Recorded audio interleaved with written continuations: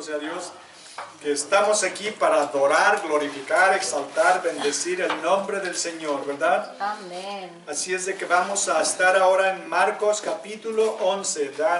Déjenme nada más decirles un poco sobre lo que vamos a estar estudiando. Estamos en la última semana de la vida de nuestro Señor Jesús. Estamos en la última semana, los últimos días que va a estar en esta tierra hasta que regrese de nuevo después de la resurrección. El Señor está preparando todo, absolutamente todos los detalles, y nada más quiero decirles, hermanos, ahora sí. Ay, caramba. Tiene absolutamente todos los detalles bajo su control. No hay nada absolutamente que no tenga en su control. ¿Por qué? Porque Él es poderoso, Él es Rey, Él es el Dios, el único Dios, el Señor de señores. ¿Llegó Pablo? Así es de que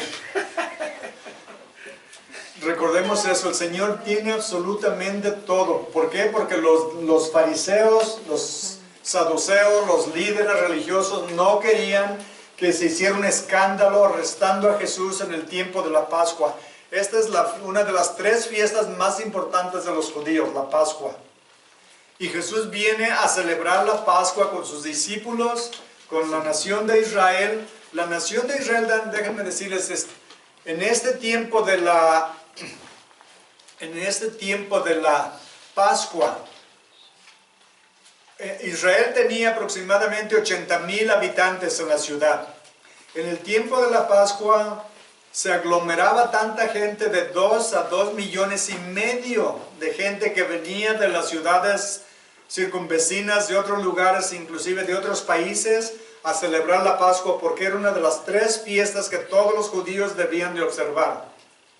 Entonces, imagínense, ellos no quieren que sea algún alboroto cuando arresten a Jesús, porque Jesús tiene muchos seguidores. ¿Por qué? Porque han visto todos los milagros que ha hecho. Ha sanado a los ciegos, a los paralíticos, a los leprosos, ha levantado muertos de la tumba, y la gente lo admira, lo adora. ¿Por qué? Porque han visto las obras que hace por el poder de Dios. Entonces los judíos no quieren nada de alboroto, pero saben que el Señor Jesús tiene que morir en la Pascua, en la semana de la Pascua. ¿Por qué? Porque es el día que los judíos ofrecen corderos para cubrir, que Dios cubra sus pecados con la sangre. Es la tradición que tienen de cada año, que la sangre de los corderos cubría los pecados. Pero Dios va a hacer un sacrificio personal en entregarse a sí mismo. El Padre va a entregar al Cordero de Dios que quita el pecado del mundo. Y no es como la sangre de los corderos que cubrían los pecados. Cuando uno cubre algo, todavía el producto está abajo, ¿verdad? Cubierto. Si cubre uno una comida, le ponen un lienzo encima para que no se le paran las moscas, ¿verdad? Pero el producto está ahí, la comida está ahí. El pecado estaba ahí. Y estaba esperando que viniera Cristo a morir en la cruz, derramar su sangre para remover los pecados. No para cubrirlos, sino para removerlos para siempre. Entonces, ellos van a celebrar, van a matar cientos de miles de corderos en esta fiesta, porque regularmente mataban un cordero por cada 10 personas. Entonces, imagínense, para unos 2,5 millones de habitantes que van a venir, era un río de sangre que corría por el valle de Kidrón, revuelto con el agua que corría, la sangre corría del templo para el arroyo. Y ellos están celebrando la Pascua, esperando que venga el Cordero de Dios. El Cordero de Dios va a venir en esta semana, y mientras ellos a las 3 de la tarde están sacrificando los corderos de la Pascua, el Padre Dios Todopoderoso está sacrificando a su Cordero que quita el pecado del mundo. A las 3 de la tarde Cristo va a morir en la cruz y va a decir: está terminado, Padre, en tus manos encomiendo mi espíritu. Él viene a ser el Cordero Pascual, no que cubre, sino que quita todos los pecados del mundo.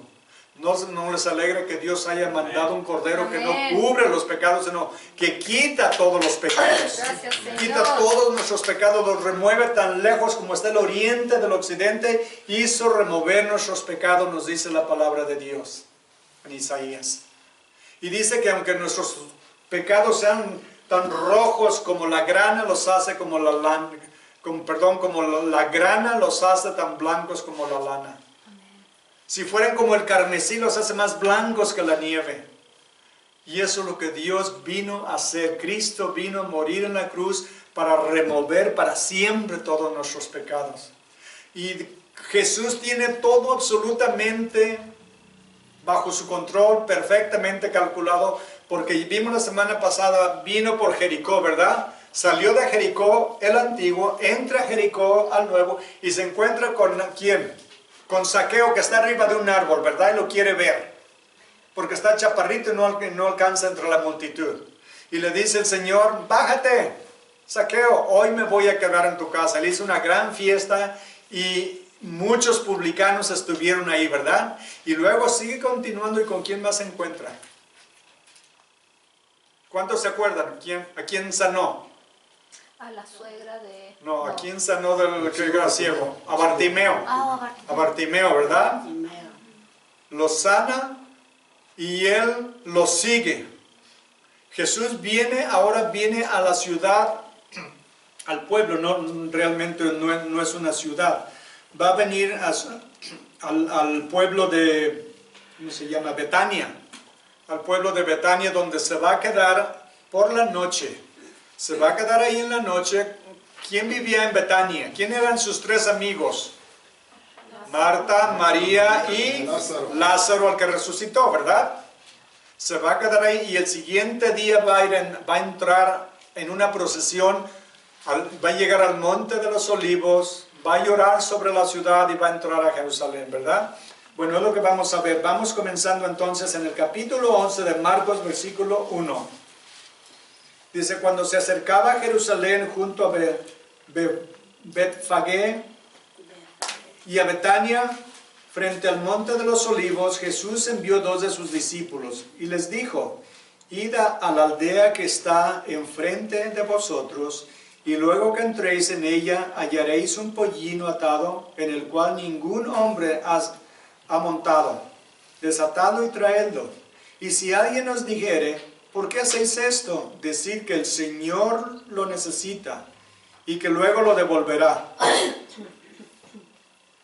Fueron y hallaron al pollino atado afuera a la puerta, en el recodo del camino, y lo desataron. Y unos de los que estaban allí les dijeron, ¿qué hacéis desatando el pollino? Ellos entonces les dijeron como Jesús había mandado, y los dejaron. Y trajeron el pollino a Jesús, y echaron sobre él sus mantos, y se montó sobre él. También muchos tendían sus mantos por el camino, y otros cortaban ramas de los árboles, y las tendían por el camino. Y los que iban delante y los que venían detrás daban voces diciendo, Hosana, bendito el que viene en el nombre del Señor. Bendito el reino de nuestro Padre David que viene, Hosana en las alturas. Versículo 11. Y entró Jesús en Jerusalén y en el templo, y habiendo mirado alrededor todas las cosas, como ya anochecía, se fue a Betania con los 12. Se quedaron todos. ¿Cómo les gustaría que lleguen unos invitados? 13, ¿verdad? Vienen 12 más Jesús a quedarse en la casa. Pero como dicen algunos, de la puerta para adentro todo es cama, ¿verdad? Así es de que eran amigos, eran invitados, bienvenidos, ¿verdad? Pero vemos lo que nos dice la palabra de Dios. Vamos ahora a Mateo 21:1. Mateo nos va a dar más detalles de lo que nos da Marcos 21, del 1 al 11 también.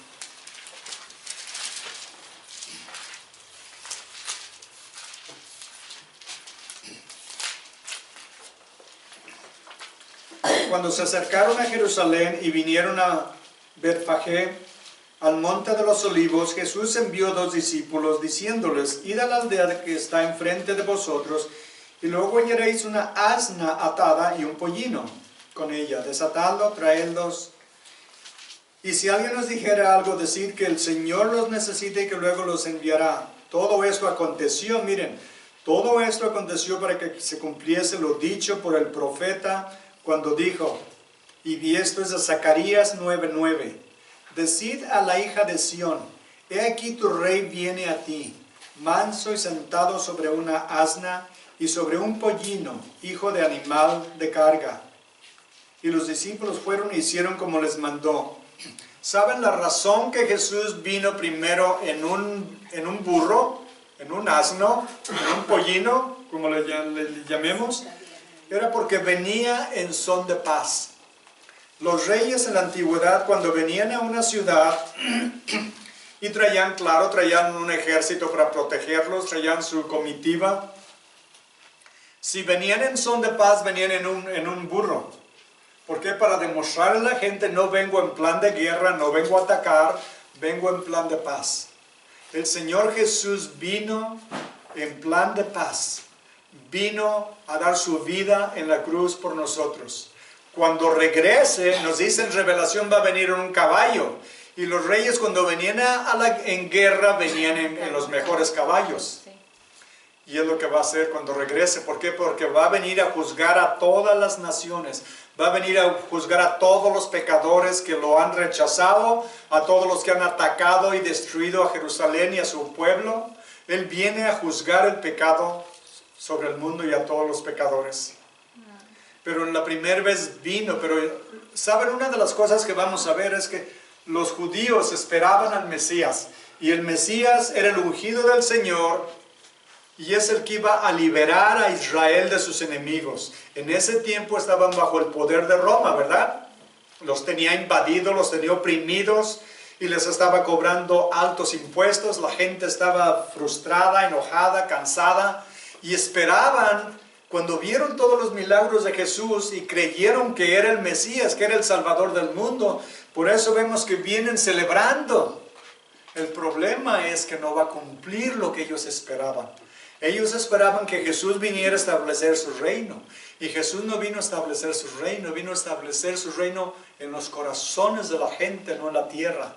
Cuando regrese va a venir con todos los seguidores, todos los creyentes, todos los salvos, todos los santos, a establecer su reino en la tierra y nosotros vamos a regresar con Él. El problema que tenían ellos que no entendían las Escrituras, el Espíritu Santo todavía no les había sido dado para comprenderlas.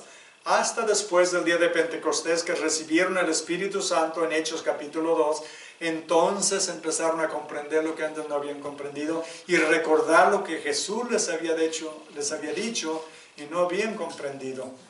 Entonces regresemos a Marcos, es donde estamos. Entonces vimos que esta escritura dice de Zacarías, se las leo como está en Zacarías, dice, alégrate mucho, hija de Sión. Es una palabra para decir a Jerusalén. Da voces de júbilo, hija de Jerusalén. He aquí que tu rey vendrá a ti, justo y salvador, pero miren, humilde y cabalgando sobre un asno, sobre un pollino de una asna. Imaginémonos nada más esto. Jesús es el Rey de Reyes y Señor de Señores, como nos dice en Revelación. Es el Cordero de la tribu de Judá, pero es el León de la tribu de Judá también. Es el Cordero de Dios y es el León. Y Él va a venir a reinar sobre todas las naciones, pero en esta ocasión vino humildemente. Él vino a servir, no a ser servido. ¿Recuerdan lo que hizo la noche que celebró la Pascua y lo traicionó Judas? Se puso una toalla en la cintura, agarró un lebrillo y se hincó a lavarle los pies a los discípulos. Y él dijo, yo no vine a ser servido, yo vine a servir. Y es cuando nosotros somos más como Jesús cuando servimos. Amén. Y por eso fue tan bonito ayer y todo funcionó tan bien. Y muchísimas gracias a todos por todo su trabajo. Funcionó todo a la perfección. Amén. Es la primera vez que hacemos un alcance de estos y todo funcionó perfectamente. Amén. ¿Por qué? Porque todos estaban dispuestos a servir y a sacrificar su tiempo y poner su trabajo y usar sus manos y usar sobre todo su corazón. Personas que vinieron, ahora les digo, vinieron varias personas al servicio de inglés nuevas que nunca habían venido. y un señor que es evangelista me dijo, yo he ido a muchas iglesias. Dijo, y voy y las visito y siento la frialdad. Cuando entro no siento nada. La alabanza no me mueve, la predicación no me conmueve. Dijo, y me voy. Dijo, aquí desde que entré, aquí ayer, antes de que hubiera alabanza, antes de que hubiera enseñanza, dijo, sentí en cuanto entré el Espíritu del Señor en este lugar. Sentí la presencia de Dios y dijo, y durante la alabanza, dijo, fue maravilloso. Digo, sobre la predicación fue maravilloso. Eso me dijo del servicio de ahora, que la alabanza lo movió profundamente. Dijo, la enseñanza le encantó. Dijo, y aquí voy a estar la próxima semana también. Aleluya. Vinieron gente que andan en la calle también, vinieron y los recibimos con los brazos abiertos, oramos con ellos, los abrazamos, los amamos en Cristo, porque es lo que Cristo nos enseñó a hacer. Y gracias por sus corazones de siervos, que es lo que hacemos. Cuando servimos, imitamos a Cristo. No hay mejor cosa que imitar a Cristo, ¿verdad? Antes imitábamos las obras del diablo, ¿verdad? Imitábamos en cierto modo al diablo, ¿verdad? Dicen, no, pero yo siempre he sido religioso, yo siempre he sido... No, si no éramos salvos, solamente éramos religiosos. Y eso no salva a nadie. Ninguna religión salva a nadie. Solo Cristo salva. Solo Cristo salva. Así es de que gracias por todo su trabajo y lo vamos a volver a hacer. Y espero que pronto vamos a planear el próximo, pero fue de gran bendición. Pero lo que Cristo vino humildemente. Vino a servir y a dar su vida en rescate por nosotros. ¿No es increíble que Dios nos ame tanto? ¿No les mueve, no les conmueve el corazón pensar lo que significa? Amén. Dios me ama. Amén. Gracias, Señor. Dios me ama. Amén. Gracias, Alégrense, Señor. caramba. Gracias, Alégrense, Señor. que Dios nos ama. Amén. Y dio su vida y va a volver por nosotros. Imagínense esto. Va a volver para llevarnos a su casa.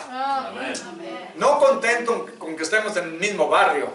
Nos va a llevar a su casa, al cielo, a su presencia. Y cuando venga y restaure este mundo en el milenio, vamos a regresar con Él. Y cuando haga una tierra nueva y un cielo nuevo, vamos a estar con Él. ¿Por cuánto tiempo? Por toda la eternidad. ¿Cuánto nos ama el Señor? ¿No creen que vale la pena servirlo? ¿No creen que vale la pena entregarle nuestra vida, nuestro corazón, nuestros planes, nuestros problemas? Entregarle todo y decirle, Señor, límpiame, lávame, cámbiame, transfórmame, hazme una nueva criatura, quiero ser más como tú. Yo quiero, Señor, que cuando la gente me vea digan, mira ese, ¿cómo ama a Cristo? Es un fanático. Ese es un fanático de Jesús. Aleluya. Y uno diga, exacto, aleluya, gloria a Dios. Porque a eso he sido llamado, a ser un fanático de Jesús. A negarme a mí mismo, a morir a mí mismo para vivir en Él y para Él. No podemos morir por Cristo si antes no vivimos por Cristo. No podemos vivir por Cristo si antes no morimos por Él. Pero una vez que morimos, entonces vivimos para Él. Amén. Todos tenemos miedo a la muerte, ¿verdad? ¿No? ¿Nadie le tiene miedo a la muerte? Sí. Claro que sí. Déjame decir, hagan de cuenta que van en un avión y de pronto los motores se paran. Leí de uno que iba un avión lleno de gente y de pronto se enciende un motor y se apaga y se muere. Y luego muere otro, se apaga otro motor, nomás quedan dos, era de 4, nomás quedan 2 y todos están espantados, pegando de gritos y se apaga el tercero. Y el avión empieza a sacudirse y están todos espantados pegando de gritos. En eso sale el piloto con su paracaídas ya puesto y dice, no se asusten, no se preocupen, voy a ir a buscar ayuda. Wow. ¿Qué harían? ¡Ah, Señor, ayúdame! Siempre le tenemos miedo a la muerte. Para de que decimos que no, ¿verdad? Lo que no le tenemos es lo que hay al otro lado de la muerte. Es lo que esperamos. Es por lo que ansiamos. Es para lo que vivimos, ¿verdad? Para servir, alabar y glorificar a nuestro Señor. Él va a venir a establecer su reino en su segunda venida. Esto es lo que el pueblo no lo entendió, los discípulos no lo entendieron. El Señor, y una cosa que vemos aquí, qué maravilloso es nuestro Señor. Recordemos, el Señor viene de Perea, viene por Perea, viene, pasa por Jericó, entra al otro Jericó, viene a Betfagé, luego de ahí viene a Betania. El Señor no ha estado ahí por mucho tiempo. ¿Y cómo sabe que hay un burro? Una burra ahí con su burrito en tal lugar que hizo arreglos antes con el dueño, si no ha estado ahí por días. ¿Saben qué? Es que es un conocimiento sobrenatural. Es Dios, Él sabe todo, Él conoce todos los animales que hay en Jerusalén, todos los que hay en Israel, todos los que hay en el mundo, conoce todas las aves, conoce todas las bestias del campo, nos dice en su palabra. Él sabe dónde está, Él conoce al dueño, Él ha estado ahí muchas veces, tal vez es un creyente. De alguna manera el Señor sabe exactamente que ahí está. ¿Cómo sabe? Diría uno, bueno, ¿y qué tal si el dueño se lo llevó a trabajar a otro lado? Y llegan y dicen, ¿dónde está el burro? ¿Cuál burro? Pues venimos por el burro, no, pues lo traen allá en el campo trabajando. ¿Y ahora qué hacemos? No, el Señor sabía perfectamente todo dónde y cómo estaba. Y viene preparando, porque nos dice que el Señor puso su cara como un pedernal firmemente para ir a Jerusalén. ¿Por qué? Porque Él sabía, Él estaba observando y guardando un calendario divino. Él sabía lo que tenía que hacer cada día, cada hora, cada minuto, a cuántas personas iba a sanar, a cuántas iba a salvar, quién lo iba a entregar, quién lo iba a traicionar, quién lo iba a negar. Él sabía absolutamente todo y todo lo estaba llevando a cabo paso por paso. ¿Por qué? Porque era Dios. Porque Él sabía lo que tenía que hacer y les digo, tenía que morir Él el día de la Pascua. Y tenía que morir a la hora exacta que estaban sacrificando los corderos, porque tenía que ser de acuerdo a las Escrituras. Porque el Padre había enviado a su Hijo a morir como el cordero para pagar por nuestros pecados. Vamos adelante y vamos ahora al versículo 2, dice, y les dijo, id a la aldea que está delante de vosotros, y luego que entréis en ella, hallaréis un pollino atado, en el cual ningún hombre ha montado. ¿Saben por qué? Cuando un rey entraba a la ciudad, siempre lo que hacían, en el Antiguo Testamento habla de esto, que cuando un rey entraba a la ciudad, venía en un animal, un burro que nadie lo había montado. Es increíble, les voy a decir por qué, porque los burros son como los caballos y hay que amansarlos. Y algunos son tercos, pero tercos como un burro. Se los digo porque nosotros tuvimos uno en el rancho y era tan salvaje que no lo podíamos domar, lo usábamos, lo cargábamos, nos íbamos en él al pueblo llevando la leche, llevando la leña y todo, y una vez se atumbó a mi hermano y ¿saben lo que hizo? Se volteó y lo agarró, lo mordió de la pierna y lo estaba pataleando en la cara, en el cuerpo, pegándole, y yo queriéndoselo quitar. Lo agarraba y lo jalaba, le metía las manos al hocico queriéndoselo quitar. Tenía yo creo unos 10, 12 años, no tenía mucha fuerza, y agarré un palo y le pegué en la cabeza, se lo quebré y no lo soltó. Agarré una piedra y le pegaba hasta que lo hice sangrar y no lo soltaba, seguía pegándole. Mi hermano ya estaba casi desmayado, bañado en sangre. Finalmente le pude al fin abrir el hocico y solté a mi hermano, me lo llevé arrastrando y había otro burro en el camino. Y al tiempo que yo lo iba bajando para una bajada que había, yo lo llevaba prácticamente casi cargando. En eso de pronto oí un ruido, volteé y tenía yo la boca del burro aquí junto a mi cuello. Y en ese mismo momento el burro que estaba ahí lo agarró de una pata y lo jaló para atrás. Me salvó porque mi hermano no me hubiera podido ayudar. Digo, ¿cómo Dios interviene hasta en las cosas que uno no se imagina? Dios interviene. Mi hermano estaba casi desmayado de tan golpeado que estaba, bañado en sangre. Y sin embargo el Señor estaba ahí. Amén. Y el Señor hace sus obras. Por eso les digo, los burros no crean que son tan mansitos. Hay unos que son bien canijos. Y ese era uno de ellos, el travieso como él solo. Pero el Señor tiene control absolutamente de todo, hasta del burro canijo que ya nos mataba a mi hermano y a mí. Pero miren lo que dice el versículo 3. Y si alguien nos dijere, ¿por qué hacéis esto? Decir, el Señor lo necesita. Miren, Jesús les está diciendo a sus discípulos quién es Él en este momento. Él es el Señor. Él es el ungido, Él es el Hijo de Dios, Él es Dios en la carne. Y vamos a ver algunas escrituras para cerciorarnos y convencernos. Vayan conmigo a Filipenses 2:9. Filipenses 2:9 al 11.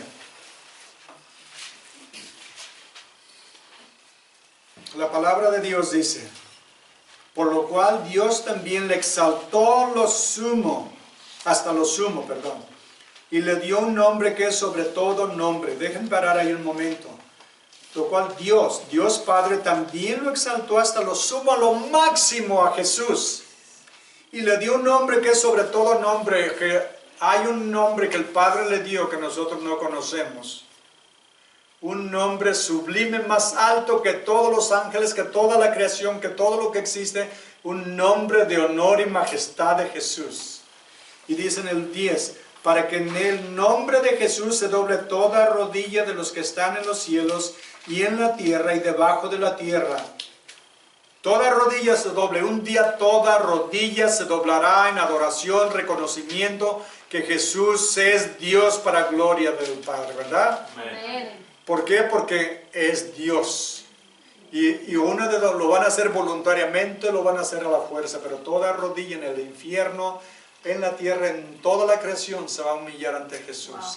Y dice en el 11, que toda lengua confiese que Jesucristo es el Señor para gloria de Dios Padre. Amén. Eso es lo que Dios va a hacer. Ahora en Revelación 17:14. Revelación 17:14. Dice la palabra de Dios: pelearán contra el Cordero y el Cordero los vencerá, porque Él es Señor de señores y Rey de reyes, y los que están con Él son llamados y elegidos y fieles. Y ahí pongan su nombre. Amén. Ahí pongan su nombre, si son llamados, si son elegidos, si son fieles al Señor. ¿Saben una cosa? Si hacen tarjetas de esas de presentación algún día, pónganle santo o santa antes de su nombre. ¿Por qué? Es vanidoso. No, sí sería vanidoso, ¿verdad? Pero ¿saben qué realmente lo que somos? Somos santos en el Señor. ¿Por qué? Porque Él nos santificó. Él nos limpió, borró todos nuestros pecados.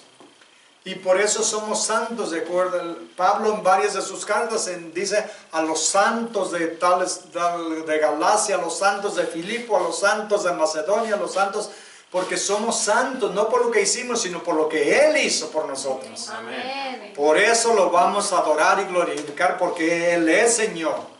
Él es Señor. 1 Corintios 8:6 dice la palabra de Dios, para que nosotros... Sin embargo, solo hay un Dios.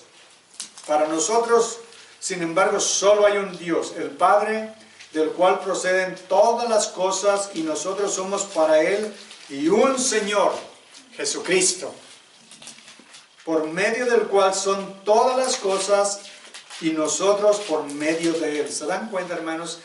Por medio de Él son todas las cosas. Es lo que dicen en Juan, ¿verdad? Capítulo 1. Por Él existen todas las cosas y Él tiene control absoluto de toda la creación. En su palabra, en el poder de su palabra se mantienen los billones de galaxias con billones o trillones de estrellas en el universo, y ninguna se sale de su lugar y ninguna se le desboca. ¿Por qué? Porque Dios tiene control absoluto, como tiene control de las galaxias, tiene control de los átomos, de las moléculas y de todos nosotros. Nada sucede sin que Él sepa. Dice que no cae un pajarillo del árbol sin que Él lo sepa. Se interesa tanto por su creación, pero más todavía por nosotros. Porque Él no murió por la creación, ¿verdad? Él murió para redimirnos a nosotros. Él va a redimir la creación, un día la va a transformar. Y la creación ahorita dice, gime, esperando la redención de los hijos de Dios. Está esperando, aún la creación está esperando el día en que todos nosotros seamos redimidos y seamos santificados, porque hay mucha gente que todavía no viene a Cristo, que está llamada a ser santa, a ser salva. Algunos todavía se están resistiendo, Pero el Señor está tocando a su corazón, Él los está llamando, como dice en Revelación 3:20. Dice, he aquí yo estoy a la puerta y llamo. ¿Ya ven? Me adelanté, ¿verdad? Dice, he aquí yo estoy a la puerta y llamo. Si alguno oye mi voz y abre la puerta, entraré a él y cenaré con él y él conmigo. Cuando está hablando de la puerta, ¿a cuál puerta creen que se refiere? El espíritu, el La corazón. puerta del corazón, ¿verdad? Es donde Él quiere entrar. A Él no le interesa estar en la casa donde vivimos. Él quiere estar en nosotros, porque nosotros somos el templo del Espíritu Santo, ¿verdad? Amén. Somos el templo donde Dios reside, donde Él vive. Y quiere que le abramos la puerta, Él nos llama, Él nos está... ¿No es increíble que el Dios, dueño de toda la creación, tenga todavía el respeto de tener que tocar la puerta cuando Él es dueño de todo? La tierra es del Señor y toda su plenitud, sin embargo es un caballero. Él no forza a nadie. Nos llama, nos insta, nos invita, nos ruega, nos pide que vengamos a Él. Pero no nos obliga, porque es una decisión que cada uno de nosotros tenemos que hacer. Debemos de llegar al momento en nuestra vida en que diga yo, Señor, me rindo. Me rindo a ti, ya me cansé de vivir una vida de falsedad, de hipocresía, pretendiendo ser una cosa y no lo soy. Ya me cansé de vivir para mí y no me ha dado ningún resultado. Sigo yendo por el camino en que iba y si sigo así, sé dónde voy a terminar, en el infierno. Señor, ten misericordia de mí, ayúdame, me entrego a ti. Te pido que me perdones, te pido que me laves, que me limpies. ¿Y saben qué? Es exactamente lo que Él estaba esperando. Le abrimos la puerta y Él entra. Ahora, nuestra vida es como una casa con muchos cuartos, ¿verdad? ¿Qué quiero decir con eso? Hay áreas en nuestra vida, en nuestro corazón, que solo nosotros conocemos. Y cuando invitamos a Cristo que venga a nuestra vida, le decimos, Él dice, dame las llaves de tu casa. Y le damos la llave de la puerta. Dice, no, quiero la llave de todos los cuartos. Aquí veo varios cuartos con cerradura, con llave, dame las llaves. Y le damos unas, pero nos quedamos con una en la bolsa. Y dice, aquí apesta. Oh, yeah. Yo vine a limpiar tu casa, pero aquí hay algo apesta. Y dice, viene el olor viene de ahí. Dame la llave. Y dice, ay, no, Señor, no. Puedes tener todos los cuartos que tú quieres de la casa. Te dejo el garage, te dejo la cocina, te dejo la recámara, la sala, todo. Pero ese cuarto es mío, ahí no entro más que yo. Sí, pues si no me das la llave para limpiar esa porquería que estoy oliendo ahí, me voy a ir. ¿Por qué? Porque ahí hay pecado. En tu corazón hay áreas en tu corazón donde hay pecado y apesta, y yo no puedo vivir en tu corazón, en tu cuerpo, en tu casa, si no limpio todo eso que hay ahí. Dice, no te preocupes, tú no lo tienes que hacer, yo lo hago. Y decimos, no, Señor. Te entrego todo menos este pecado en mi vida. Me gusta tanto. Lo quiero tanto esta área de mi vida que no te la voy a entregar. Te sigo hasta donde quieras, pero menos hasta ahí. O sea, nosotros le ponemos un límite al Señor hasta donde puede controlar nuestra vida, nuestro corazón. Y decimos, Señor, te entrego todo, pero esto es mío. Es como les he dicho antes, es mi gatito, ¿verdad? Lo acaricio, lo aliso y hasta que lo duermo, ¿verdad? Y así el diablo nos tiene dormidos, acariciándonos con ese pecado que no le queremos entregar. Es área de nuestra vida, de nuestro corazón, que debemos decir al Señor, Señor, aquí está la llave y perdóneme, Señor. Límpieme esa área de mi vida. Le entrego todo. Y entonces dice, ahora sí me siento en mi casa. Bendito Señor. Vamos a tener compañerismo, vamos a hablar, te voy a bendecir, te voy a santificar, te voy a purificar. Quiero hacer de tu vida algo maravilloso. Te voy a convertir en un vaso de gloria para el Señor. Amén. Un vaso que pueda usar el Señor Amén. para su honra y su gloria. Y es cuando le entregamos todo al Señor. Amén. Los discípulos llegarían a ese tiempo, pero cuando estaban todavía en la carne, no podían.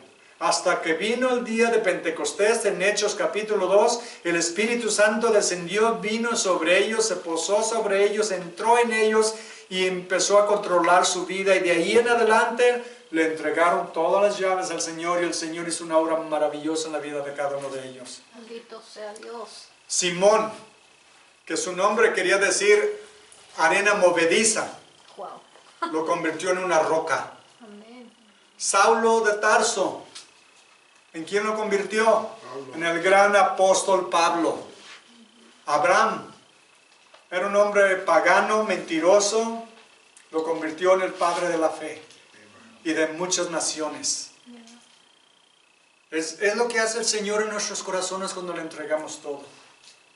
El Señor viene a hacer una obra maravillosa. Jacob era el suplantador, era mentiroso, era tramposo y lo convirtió en Israel, un príncipe de Dios o controlado por Dios. Cuando nosotros le entregamos todo al Señor, Él viene y limpia nuestras vidas, limpia todo, nuestros pecados los quita, y no solamente eso, nos da algo mucho mejor de lo que le dimos, y aparte de eso, nos lleva a la gloria. Por eso les digo, hermanos, es lo más maravilloso que podemos hacer. Vamos continuando del versículo 4 en adelante. Fueron y hallaron el pollino atado fuera a la puerta, en el recodo del camino, y lo desataron, y unos de los que estaban allí les dijeron, ¿qué hacéis desatando el pollino? Ellos entonces les dijeron como Jesús había mandado, y los dejaron. Y trajeron el pollino a Jesús, y echaron sobre él sus mantos, y se sentó sobre él. También muchos tendían sus mantos por el camino, y otros cortaban ramas de los árboles y las tendían por el camino. Imaginémonos esto, hermanos, ahorita. Vamos 2000 años atrás. Vamos de regreso al tiempo.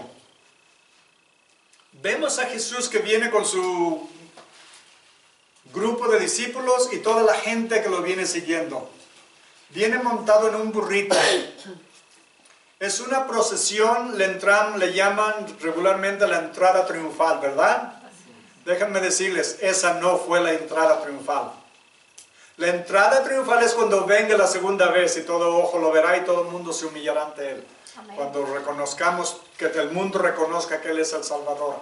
En esta ocasión Él viene y le llaman entrada triunfal, pero ¿por qué lloró sobre Jerusalén? No se llora cuando uno viene en una celebración. ¿Saben por qué lloró? Porque 40 años después Él veía en el futuro lo que le iba a suceder a Jerusalén.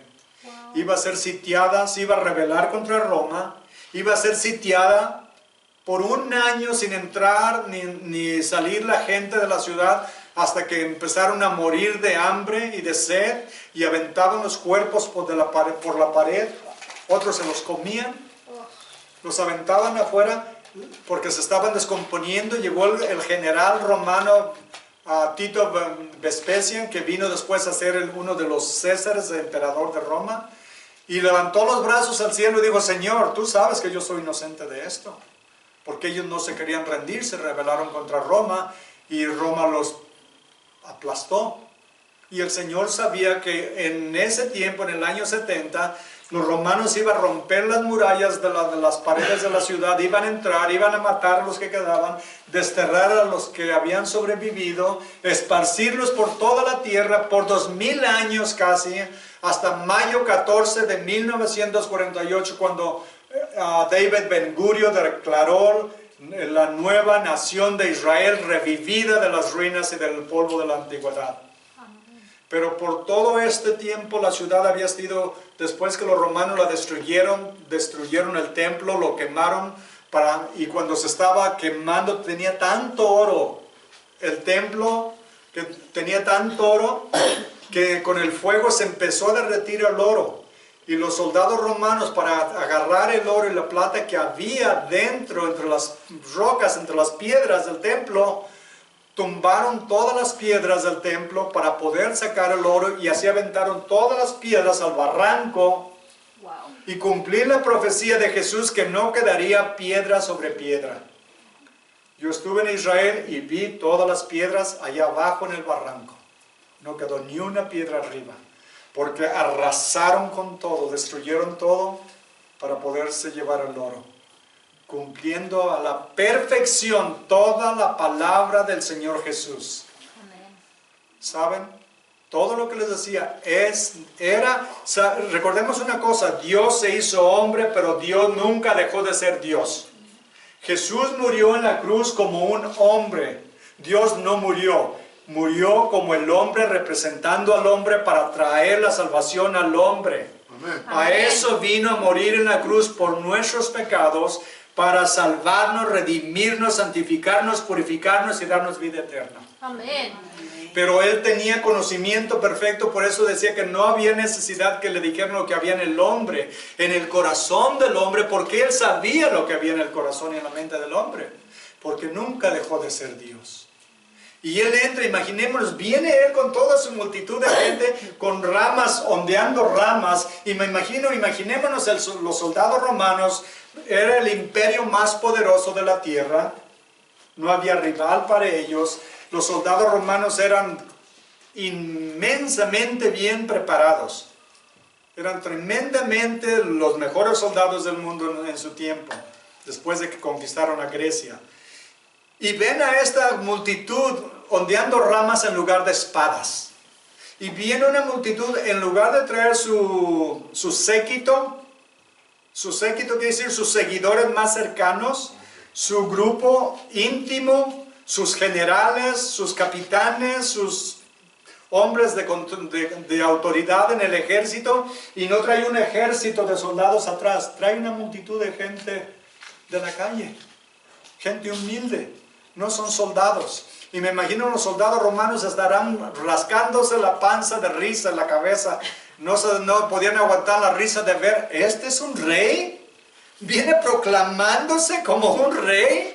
No, el rey está en Roma, es César, y él se va a proclamar como rey, y este es su gente que lo sigue, y viene en un burrito. Imagínense la risa de los soldados romanos, lo que no se daban cuenta, que ese humilde carpintero era el creador de los cielos y de la tierra, ese era el rey del universo, el que diría cuando estaba en la cruz, tengo sed. Ese carpintero era Dios que había creado toda el agua, todas las gotas de agua en el mundo, en todos los ríos, en todos los lagos, en todas las lagunas, toda el agua que existía, Él la creó y dijo, tengo sed. El dueño de toda la creación, de todo el universo, de todas las galaxias, de todos los planetas, no tenía dónde lo sepultaran. Tuvieron que sepultarlo en una tumba prestada. El que creó todo, dueño de todo. La tierra era de Él y de toda su plenitud. No tenía dónde recostar su cabeza. Pensemos en eso. No tenía un burro, no tenía una tumba, no tenía una cama donde recostar su cabeza. No tenía nada, absolutamente nada, y estaba pidiendo que lo ayudaran. ¿Dios necesitaba ayuda? Dios no, pero Él como hombre la estaba pidiendo. Tengo sed, tengo sed. Y ese Dios todopoderoso, creador de los cielos y de la tierra, que tenía el poder para fulminar y destruir a todos sus enemigos, cuando estaba colgando en la cruz, ¿qué fue lo que dijo? Padre, perdónalos porque no saben lo que hacen. ¿Qué nos enseña con eso, hermanos? ¿Qué nos enseña? Tenemos que tener un corazón como Jesús. Amén. Amén. Tenemos que doler cuando vemos a alguien en dolor, Sí. en una vida de perversión, una vida de pecado. Tenemos que tener compasión de los que están en la calle. Tenemos que ir a hablarles de Cristo, invitarlos. Si huelen mal, ¿qué importa? Darles un buen abrazo, que al cabo la lavadora lo limpia todo. Amén. Es lo que hicimos. Vinieron personas así y uno de ellos estaba aquí, oré por él, ayer en la mañana. Amén. Y yo sé que no se había bañado en varios días. Lo primero que hice cuando llegó, le di un abrazo como si fuera mi hermano. ¿Por qué? Porque en ese momento era mi hermano. Había recibido a Cristo y vino para que orara por él, entre los que vinieron. Y eso es lo que debemos hacer. Tenemos que tener el corazón de Cristo. Amar como Cristo amó para dar su vida por nosotros. Si no lo hacemos así, nos estamos engañando nosotros mismos. Estamos jugando a ser cristianos, pero realmente no somos cristianos. Está como esos que les gusta la milicia. Y el fin de semana se van y se comen sus donas, se ponen su café y luego se ponen el uniforme ese de camuflaje, se pintan la cara, agarran su rifle y se van a pretender que son soldados. Se tiran ahí con esas bolas de pintura unos a otros ahí escondiéndose entre las piedras, jugando a ser soldados. Esos no son soldados. Los verdaderos soldados están en la base. Y los verdaderos soldados de Cristo están aquí, Amén. en la iglesia y en el mundo, sirviendo a Cristo en el nombre de Cristo y sirviendo a los demás. Eso es lo que necesitamos. Y eso es lo que los soldados romanos no entendieron. Esa gente que seguía a Jesús eran los verdaderos soldados de Cristo, los que habían entregado su corazón. Ahora, ese mismo grupo de gente son los que estaban diciendo, Hosana, bendito el que viene en el nombre del Señor. Y unos días después estarían clamando, crucifícalo, crucifícalo. ¿Serían los mismos? Se cree que eran dos grupos diferentes. Los que venían adorando y glorificando a Jesús eran los que venían de Galilea, del norte del país. Lo habían seguido a Jesús, era un grupo grande y entre esos había muchas mujeres que lo ayudaban económicamente para su sustento. Y los que estaban gritando en Jerusalén, crucifícalo, crucifícalo, eran de Jerusalén porque eran influenciados por los sacerdotes, los líderes religiosos. Convirtieron a esta turba, a esa gente en una turba, diciéndoles que gritaran y pidieran a Barrabás en lugar de Jesús. Danos a Barrabás. Y les dijo Poncio Pilato, dijo, ¿qué hago con el hombre? ¿Qué hago con él?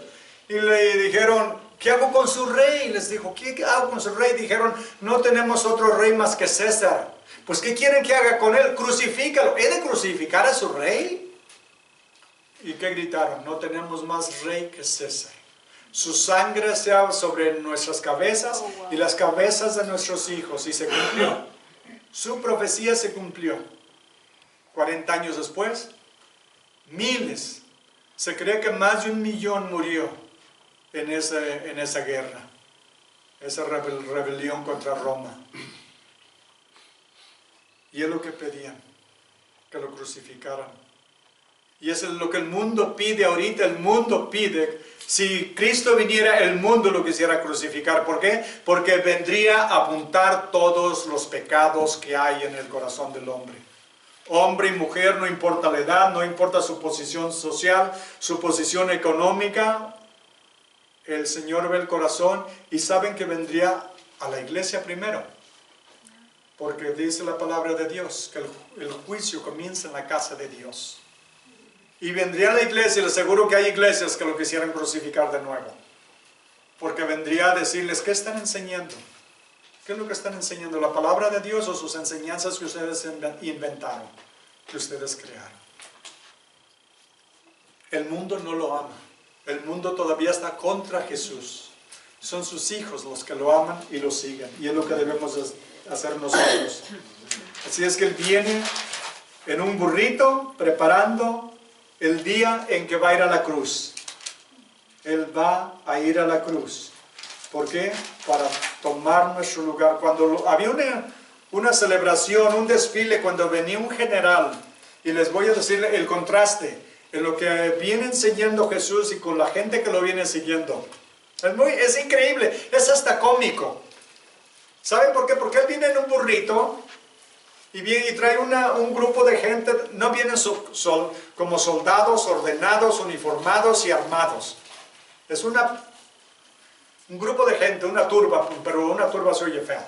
Es un grupo de gente que lo viene siguiendo. Cuando había un desfile romano, miren, dejen de escribirles, venía un general. Y para que pudiera ser digno de un desfile tenía que haber matado por lo menos a 6,000 enemigos. Lo traían en un carruaje dorado, en los caballos más finos, más saludables, más bonitos, con todo un ejército atrás, con todos los prisioneros que habían vencido. Y luego los llevaban al Coliseo, a todos los prisioneros, los metían al Coliseo, los ponían en el centro y abrían las jaulas de los animales salvajes. Y a ver quién ganaba. O los ponían a luchar unos contra otros. Y todos hemos visto películas de los gladiadores, ¿verdad? Que los ponían a matarse unos a otros. Y la gente mientras aplaudía y gritaba desde las tribunas, desde las gradas, de las graderías. Pero, y cuando el general iba, toda la gente estaba cantando y celebrando, echaban pétalos en el camino, ponían incienso, adoraban a sus dioses paganos, adoraban a su rey, a César. Y era un desfile, pero de lo máximo. Les daban a todos el día libre, todos tenían que ir a la celebración, y era una cosa increíblemente bien orquestada. Sin embargo, Jesús viene en la manera más humilde que se pudiera uno imaginar. Pero sin embargo, es el creador del universo. Es el Rey de reyes y Señor de señores, ante quien toda rodilla un día se va a doblar. Y por eso les digo, hermanos, es mucho mejor doblarlas voluntariamente, las rodillas de nuestro corazón, para que un día no nos obliguen a doblarlas, a humillar nuestro corazón y confesar que Jesús es Dios, Amén. para gloria de Dios Padre, que es Señor. Pero bendito sea Dios, que Dios nos ha dado oportunidades. Y luego dice al final en el versículo 11, y entró en Jerusalén y en el templo, y habiendo mirado alrededor todas las cosas, como ya anochecía, se fue a Betania con los 12. Y dirán, bueno, no tiene ¿cuánto significado tiene ese versículo 11? Pues es muy importante. No se limita solamente al santuario que está interno, sino a todos los edificios que estaban alrededor del templo también. ¿Y saben lo que está viendo el Señor Jesús? El siguiente día va a venir, lo vamos a ver enseguida, cuando viene a purificar el templo, a limpiar el templo el próximo día. Viene y mira todo alrededor y ve todo, como le llamamos allá en mi tierra, la fanfarria. ¿Cuántos conocen esa palabra? La fanfarria, todo el espectáculo que hacen. Tienen todos los utensilios, los altares, todo listo para la celebración de la Pascua. Tienen todas las tradiciones, todos los adornos, tienen todo en el templo como si fuera realmente la casa de Dios. Pero el Señor Jesús está viendo, pero ¿saben lo que está viendo más que nada? Está viendo los corazones de la gente que está en el templo. Es lo que está viendo. Y ve tanta suciedad, tanta envidia, tanta avaricia, tanto pecado, que va a tener que venir por segunda vez a limpiar el templo. Ya lo hizo al principio de su ministerio. Ahora al final de su ministerio lo va a volver a hacer otra vez. Viene y mira todo y no hace nada. Y saben que es un buen consejo para nosotros. A veces hay que ver las cosas y calmarnos, callarnos, orar, meditar, esperar a que Dios nos dé la dirección de lo que tenemos que hacer. A veces reaccionamos sin pensarla. ¿Cuántas veces hemos dicho cosas que nos arrepentimos después? ¿Por qué? Porque no nos calmamos y pensamos y oramos primero, ¿verdad? Que dice la palabra de Dios, ser rápidos para oír y tardos, lentos para hablar, ¿verdad? Porque regularmente somos lo contrario. Rápidos para criticar, pero tardos para orar, ¿verdad? Así es. Y tenemos que hacerlo al revés, hermanos. Así es de que él vio todo lo que había ahí y se fue a la casa con Marta, María y Lázaro, y regresaría el siguiente día. Ve todo el oro, ve toda la plata, los rituales, la religión y el odio que hay en ellos contra Jesús. Porque él sabe lo que hay en el corazón de todos esos sacerdotes. ¿Cómo creen que lo habrán visto a Jesús, que lo andaban buscando, y de pronto se aparece en el templo y lo ven ahí y dicen, ay, te andábamos buscando, a ver cuándo te agarramos? Pues lo iban a agarrar porque él se iba a entregar. Lo iban a agarrar con la ayuda de Judas, pero él se entregó. Sí. Él se entregó. El Señor Jesús está aquí. Amén. ¿Verdad? Amén. ¿Todos lo creemos? Amén. ¿Qué ve en el templo, en su templo, que somos nosotros, verdad? Ya. Nuestro cuerpo es el templo del Espíritu Santo, nuestro corazón es su trono. ¿Qué ve el Señor? Cuando viene a examinar el templo y mira todo alrededor, ¿qué ve nuestro corazón? Pensemos en eso. Señor, ¿ves falsedad? ¿Ves hipocresía? ¿Ves pecado en mi corazón? ¿Qué ves en tu casa? Soy cristiano, o me llamo cristiano, cuando me preguntan, ¿tienes religión o crees, eres cristiano, eres ateo, eres, qué eres? Oh, soy cristiano. ¿De nombre o de verdad? ¿Qué ve Dios en nuestro corazón? Eso se los voy a dejar de tarea, hermanas, porque les voy a pedir que durante estos días, hoy terminamos nuestros 21 días de ayuno y oración, ¿verdad? Así es de que mañana vayan y hagan su reservación porque yo me voy a llevar todo el menudo que hay en la tienda, ¿okay? En el restaurante. No, vamos a terminar nuestro ayuno. Pero les quiero pedir que de tarea examinen o dejen que el Señor examine su corazón, examine su templo. Él viene a ver qué hay en todo alrededor, qué hay en nuestro corazón. Señor, ¿qué ves en mí que no te agrada? Arráncalo, quítalo. Sí me va a doler y lo voy a extrañar, pero después de todo tú lo vas a llenar con algo mucho mejor. Porque el pecado no satisface. El pecado es como tener mucha hambre. ¿Y cuántos han comido ese dulce de algodón? ¿Recuerdan cuando estaban chiquillos? Iban a la plaza, iban a la feria, iban al circo y una bolota así, y apenas lo mojaba y se deshizo. No. Y le vuelven a dar otra vez y se deshace, ¿verdad? Eso es lo que es el pecado. Al principio es como una carnada, ¿verdad? Se ve sabrosa, se ve muy suculenta, se ve muy linda, le da uno la mordida, ¡ay, qué sabrosa! Hasta que le jalan al anzuelo. Y ahí se acabó la alegría. Y de ahí al sartén, a la lumbre, ¿verdad? Y eso es lo que hace el pecado. Si lo dejamos que crezca, que eche raíces como una planta, como un árbol, es más duro arrancarlo. Pero decirle al Señor, Señor, arráncalo, te lo entrego, tú quítalo de mi vida, te doy mi corazón. Ven y limpia lo que haya en él que no te agrade. Estoy aquí, Señor, para servirte. Examinemos esta semana nuestros corazones y pensamos en esto. Vuelvan a leer el versículo 11, por favor, ¿ok? 11:11, está fácil, Marcos 11:11. Y lo hacemos de tarea, por supuesto, yo lo voy a hacer, por eso se los pido, para que el Señor cuando venga y mire todo lo que haya dentro de nuestro corazón, que le agrade. Amén.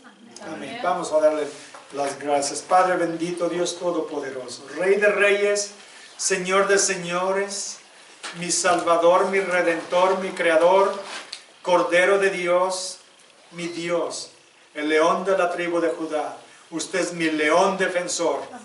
Si viene el enemigo a atacarme, cuando lo ven a usted detrás de mí, salen corriendo todas las hienas. ¿Por qué? Porque nadie puede contra el Rey de reyes y Señor de señores. Padre, pido su bendición sobre cada uno de mis hermanos. Que los bendiga, los proteja, los guarde, los guíe, los sustente, los alimente con el poder de su palabra y la unción de su Santo Espíritu. Y todo sea para la honra y la gloria de Dios Todopoderoso, nuestro Señor. Amén. Amén. Dios los bendiga, hermanos. Una linda, linda semana en el Señor. Se ponen de pie. Tenemos un canto más.